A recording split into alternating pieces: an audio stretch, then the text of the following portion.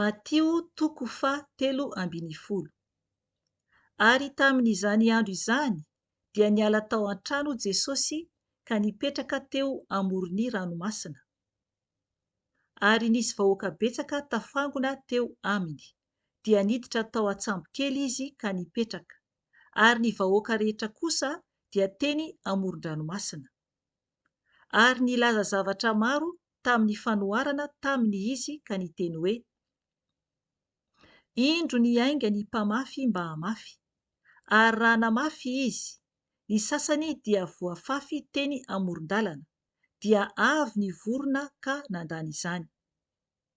Ary ny sasany dia voafafy teny amin'ny tany be vato izay tsy ampy nofon-tany, dia nalaky nitsiry ireny satria tsy lalina ny tany.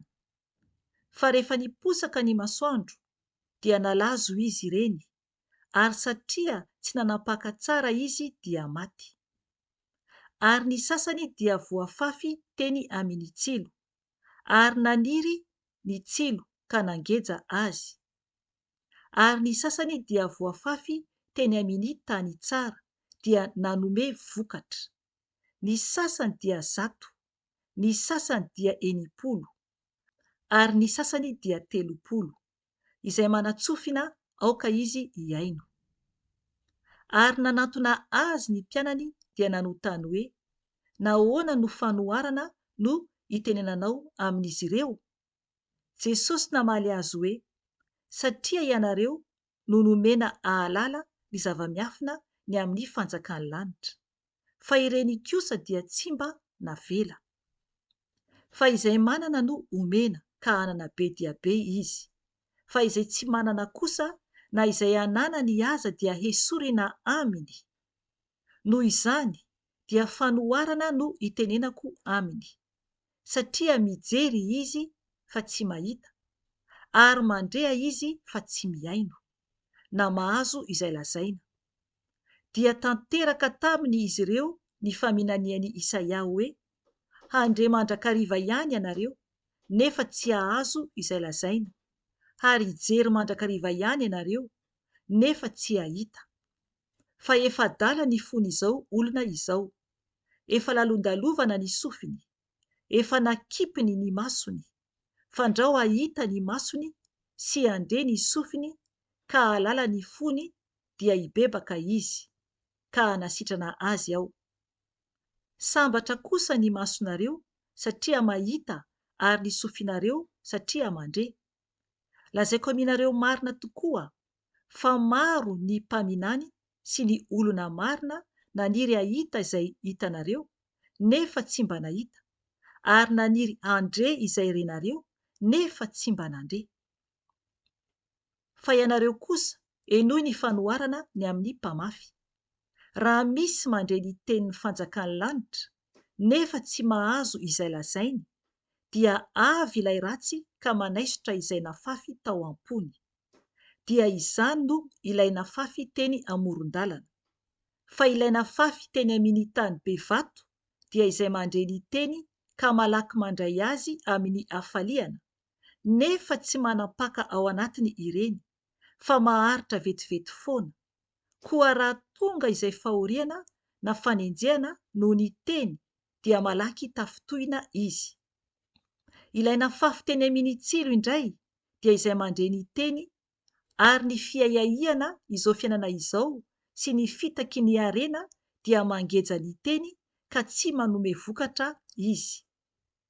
Fa ilay nafafy teny amin'ny tany tsara kosa dia izay mandre ny teny ka mahazo izay lazaina, dia izy no manome vokatra. Ny sasany dia 100, ny sasany dia 80, ary ny sasany dia 30. Ary ny teny fanoharana hafa taminy koa izy hoe: ny fanjakan'ny lanitra dia tahaka ny lehilahy iray izay namafy voatsara teny an-tanimbariny. Nefa raha natory ny olona, dia avy ny fahavalony ka namafy voatsiparifary teny amin'ny vary ary lasa nandeha. Rehefa naniry ny vary ka niteraka, dia niseho koa ny tsiparifary. Dia avy ireo mpanompon-dralehilahy ka niteny taminy hoe: Tompoko, Tsy voatsara va no nafafinao tany an-tanimbarinao? Koa avy taiza kosa ny tsiparifary? Dia hoy izy taminy, fahavalo no nahavita izany. Ary hoy ireo mpanompony taminy, koa tianao va ny andehananay hanongotra azy? Fa hoy izy, tsia, fandrao raha manongotra ny tsiparifary ianareo dia ongotanareo miaraka aminy koa ny vary. Avelao ihany hiara-maniry izy roa ambara-piavy ny fararano, ary amin'ny fararano dia holazaiko amin'ny mpijinja hoe angony aloha ny tsiparifary ka afatory ho amboarany mba hodorana, fa ny vary dia taomy ho any antsopitro. Ary nilaza fanoharana hafa taminy koa izy hoe, ny fanjakan'ny lanitra dia tahaka ny voatsinampy izay nalain'ny olona ka nafafiny tany an-tsahany. Fa kely noho ny voa rehetra izy, kanefa rehefa maniry dia lehibe noho ny anana ka tonga hazo, dia avy ny voromanidina ka manorina ankany eo amin'ny ratsany. Mbola nilaza fanoharana hafa taminy koa izy hoe, ny fanjakan'ny lanitra dia tahaka ny masirasira izay nalain'ny vehivavy iray ka naharony tamin'ny koba intelo ny famarana, mandra-pahazoany masirasira azy rehetra. Fanoharana no nilazany Jesosy izany zavatra rehetra izany tamin'ny vahoaka, ary tsy nisy nolazainy taminy afa-tsy tamin'ny fanoharana, mba hatanteraka izay nampilazaina ny mpaminany hoe, hiloha-bava hilaza fanoharana aho, hanambara zavatra izay nafenina hatr'izay nanorenana izao tontolo izao aho. Rehefa avy nampody ny vahoaka Jesosy dia niditra tao an-trano, ary nanantona azy ny mpianany, dia niteny hoe, mba lazao aminay ny hevitry ny fanoharana ny amin'ny tsiparifary tany an-tanimbary. Ary izy namaly hoe, ny mpamafy ny voa tsara dia ny zanak'olona, ny tanimbary dia izao tontolo izao, ny voa tsara dia ireo zanaky ny fanjakan'ny lanitra, ny tsiparifary dia ireo zanak'ilay ratsy. Ny fahavalo izay namafy izany dia ny devoly, ny fararano dia ny fahataperan'izao tontolo izao, ary ny mpijinja dia ny anjely. Koa tahaka ny anangonana ny tsiparifary sy andoroana azy amin'ny afo, dia toy izany no hatao amin'ny fahataperan'izao tontolo izao. Ny zanak'olona aniraka ny anjeliny, ary ireny dia anangona ka hamoaka amin'ny fanjakany ny zavatra mahatafotoina rehetra mba amin'izay manao meloka, dia anipy azy any amin'ny fandoroana lehibe mirehitra afo, any no hisy ny fitomaniana sy ny fikotroanify. Ary amin'izany ny marina dia amirapiratra tahaka ny masoandro any amin'ny fanjakan'ny rainy, izay manatsofina aoka izy hiaino. Ny fanjakan'ny lanitra dia tahaka ny arena nafenina tany an-tsaha izay hitan'ny olona ka nafeniny.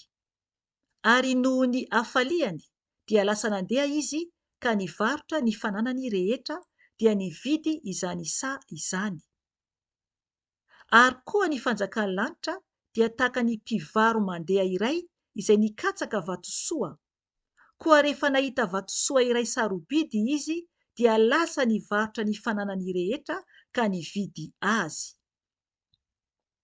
Ary koa ny fanjakan'ny lanitra dia tahaka ny arato tarihina izay nalatsaka tao amin'ny ranomasina ka nahavory ny samihafa karazana rehetra. Ary rehefa feno izany dia notarihiny ho eny an-tanety, dia nipetraka ny olona ka nifantina ny tsara hataony ao anaty harona, fa ny ratsy kosa dia narihany. Dia tahaka izany no hatao amin'ny fahataperan'izao tontolo izao, hiainga ny anjely ka hanavaka ny ratsy sy fanahy hisaraka amin'ny marina. Dia atsipiny any amin'ny fandoroana lehibe mirehitra afo izy, any no hisy ny fitomaniana sy ny fikotroanify. Azonareo va izany rehetra izany? Hoy ireo taminy, eny. Dia hoy izy taminy, Koa amin'izany ary ny mpanoradalàna rehetra izay nampianarina ny amin'ny fanjakan'ny lanitra dia tahaka ny tompontrano iray izay mamoaka zava-baovao sy tranainy avy ao amin'ny firaketany. Ary rehefa vitan'i Jesosy ireo fanoharana ireo dia niala teo izy. No ny tonga tany amin'ny taniny izy dia nampianatra ny olona tao amin'ny sinagogany ary talanjona ny olona ka nilaza hoe, avy taiza re no nahazoan'ilay ity izany fahendrena izany sy ireny fahagagana ireny? Tsy ilay ity va ilay zanaky ny mpandrafitra? Tsy Maria va no anaran'ny reniny? Ary tsy Jakoba sy Josefa ary Simona sy Jodasy va no rahalainy? Ary ireo anabaviny moa tsy ety amintsika avokoa va? Koa avy taiza no nazahoan'ilay ity izany zavatra rehetra izany? Ary tafitohina taminy izy ireo. Fa hoy Jesosy taminy, tsy misy mpaminany tsy omekaja afa-tsy eo amin'ny taniny sy ny mpianakaviny ihany. Ary tsy nanao asa lehibe maro teo izy noho ny tsy finoan'ireo. Amen.